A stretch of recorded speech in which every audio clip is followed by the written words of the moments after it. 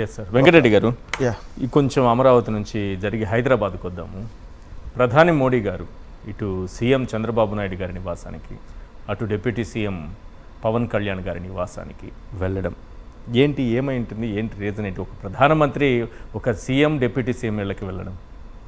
ఒక్క సెకండ్ దాంట్లో దాని మీద నుంచి మాట్లాడే ముందు, ఇప్పుడు మీరు అమరావతి గురించి ఎవరైతే క్వశ్చన్ చేస్తా పోస్టులు పెడతారో దాన్ని బలవంతంగా తీసేయమని చెప్పి ఎక్స్ నుంచి మీకు నోటీసులు వస్తాయి. దానికి ఎగ్జాంపుల్ నేను మీ డిబేట్ లాస్ట్ మే 2 శనివారం మీ డిబేట్లో నేను ఇదే అమరావతి దానికి సంబంధించి సచివాలయానికి, ఆంధ్రప్రదేశ్ సచివాలయానికి ఎంత ఖర్చు అవుతుంది, దాదాపు 10,000 కోట్లు అవుతుంది. తెలంగాణ సచివాలయం 600 కోట్లకే వస్తుంది. ఇక్కడ అద్దాలు పెట్టడానికి 2,500 కోట్లు అవుతుంది, ప్లస్ జిఎస్టీ కలుపుకుంటే 3,000 కోట్లు. ఇవన్నీ మనం చెప్తే దాన్ని తీసేయమని చెప్పి అకౌంట్లకి ఎక్స్ నుంచి బలవంతంగా చూడండి. అమరావతిలో అవినీతిని ప్రశ్నించండి వైఎస్జే 2024కి వచ్చినటువంటి మెయిల్.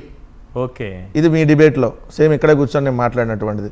అంతకు ముందు రోజు నేను పార్టీ ఆఫీస్లో ప్రెస్ మీట్ పెడితే అమరావతిలో ఒక బిల్డింగ్లో అద్దాలు పెట్టడానికి 2,500 కోట్లు అని అడిగితే అని దాని మీద కూడా తీసేయమని జగనన్న కరెక్ట్స్కి వచ్చినటువంటిది. ఇది జగన్మోహన్ రెడ్డి గారు అఫీషియల్గా ప్రెస్ మీట్ పెట్టి ఏదైతే అమరావతిలో అవినీతి జరుగుతూ ఉందని చెప్పి ఎప్పుడు ఏప్రిల్ 1, 2026 మాట్లాడితే దాని మీద ఏదైతే తీసేయమని చెప్పి video not available in India present.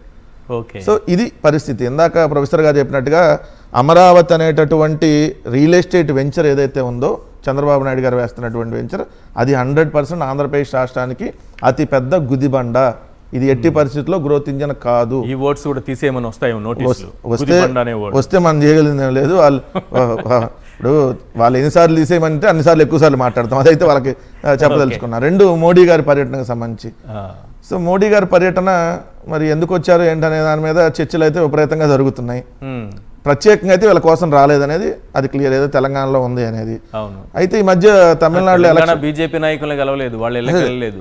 తమిళనాడుకి సంబంధించినటువంటి సీఎం డిప్యూటీ సీఎం తమిళనాడులో చూస్తే ప్రభుత్వ వ్యతిరేకత ఏదైతే స్టాలిన్ మీద పైకి కనపడపోయినా తీవ్రమైనటువంటి వ్యతిరేకత అతను ఓడిపోయినది. అతను ఎమ్మెల్యేగా ఓడిపోయాడు ఓ పక్క. 2 అవతల మమతా బెనర్జీ కూడా ఓడిపోయినటువంటి పరిస్థితి. చాలా మంది మంత్రులు కూడా ఓడిపోయినటువంటి పరిస్థితి. అదే రేపొద్దున ఆంధ్రప్రదేశ్లో కూడా జరగబోతుంది. ఇప్పటికైనా మేలుకోండి అని చెప్పి చెప్పడానికి ఏమన్నా వచ్చాడేమో అనేది మనకున్న సమాచారం. ఎందుకంటే ఎటు ఇంత దాకా వచ్చాడు కాబట్టి. సో ఇటు పవన్ కళ్యాణ్కి నార్మల్గా ఏదో కొద్దిగా అనారోగ్యం. అయితే ఏపీకి వెళ్ళి చెప్పేవాళ్ళు కదా. ఏపీలో వాళ్ళు ఇల్లు లేవు కదా చెప్పడానికి. ఏ ఇంటికి వెళ్ళాలి? ఇప్పుడు పవన్ కళ్యాణ్ ఇల్లు ఎక్కడ ఉంది ఏపీలో వెళ్తానికి? లేదు. చంద్రబాబు నాయుడు ఇల్లు ఎక్కడ ఉంది? లేదు. లేక నేను ఇంటికి పోవాలి ఇంకా. సో అందుకని ఇక్కడికి వచ్చారు కాబట్టి దానికి వెళ్ళి ఉంటారు. ఎందుకంటే మీకు అవతల చూడండి, ప్రభుత్వం పశ్చిమ బెంగాల్లో ప్రభుత్వ వ్యతిరేకత. ఎందుకు? మమతా బెనర్జీ మేనల్లుడు అభిషేక్ బెనర్జీ చేసినటువంటి వ్యవహారం వల్ల. ఇక్కడ స్టాలిన్ కొడుకు ఏదైతే ఉదయనిధి స్టాలిన్, మరి సేమ్ ఆంధ్రప్రదేశ్లో ఏం జరుగుతుంది? చంద్రబాబు నాయుడు కొడుకు షాడో ముఖ్యమంత్రిగా నా ఇష్టం 99 పైసలకి ఎంత అయినా ఇచ్చుకుంటాను, నువ్వెవడో అడగటానికి నా ఇష్టం. ఎవడిష్టం? నువ్వెవడో అసలు? తమిళనాడు చూసిన తర్వాత, అక్కడ ప్రజా వ్యతిరేకత చూసిన తర్వాత జాగ్రత్తగా ఉండాలి పరిపాలన, లేదంటే ప్రజా వ్యతిరేకత ఎట్లా కొప్పుకూలిపోతాయో ఒక పశ్చిమ బెంగాల్, ఒక తమిళనాడుని ఎగ్జాంపుల్గా తీసుకొని ఇంటికి వెళ్ళారేమో అని అంటున్నారు. మరి అసలు వాళ్ళు పరిపాలన చేయడానికి ఏపీలోనే లేరు కదా. పరిపాలన చేయడానికి ఏపీలో అదే చెబుతాను సార్, ఉన్నది హైదరాబాద్లో కదా. ఇప్పుడు నరేంద్ర మోడీ గారు ఇప్పుడు నేను చెప్పుంటాడేమో ఏమని, అయ్యా ఇప్పుడు అప్పుడప్పుడు ఆంధ్రాకి వెళ్ళరండి, ఆడ కూడా ఒక కనపడండి, మీరు ఆంధ్రప్రదేశానికి ముఖ్యమంత్రి, ఆంధ్రప్రదేశ్కి ఉప ముఖ్యమంత్రి, మీరు ఉంటుందేమో తెలంగాణలో, నేను ఇప్పుడు వచ్చి మిమ్మల్ని కలిశాను ఎక్కడంటే పక్క రాష్ట్రం వెళ్ళి ఆంధ్రప్రదేశ్ ముఖ్యమంత్రిని, ఆంధ్రప్రదేశ్ ఉప ముఖ్యమంత్రిని కలిశానంటే ఏం చేయాలి దానికి ఇండికేషను? సో దానికోసం ఏమైనా వెళ్ళుంటాడేమో. ఎందుకంటే దాంట్లో ఒక వార్త ఆంధ్రజ్యోతిలో రాశాడు, తెలంగాణ రాజకీయాలు పొత్తుల గురించి చర్చలు జరిగాయి, ఇక ఆంధ్రప్రదేశ్ని వదిలేసి తెలంగాణలో చూసుకుందామని ఏమని చెప్పొచ్చాడా? చెప్పగానే దాని గురించి ఏమని చెబుతున్నారా?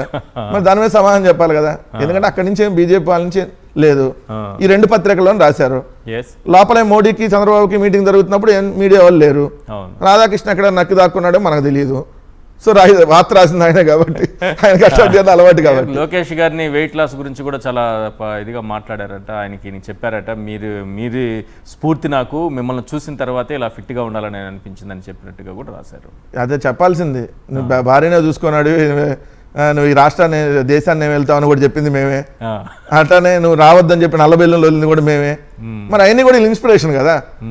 నరేంద్ర మోడీ ఎవరని చెప్పి అసెంబ్లీలో నిందించింది మేమే. రైట్. అసలు లేకపోతే ఆయిల్ వెయిట్ లాస్కి దీనికి ఏం సంబంధం అండి? ఆ, ఏం లేదు, మోడీ ప్రాపకం కోసం దేనికైనా వంగి వంగి ఎన్ని దండాలైనా పెట్టుకొని పోతారనేది వాళ్ళకి అర్థమైంది క్లియర్గా.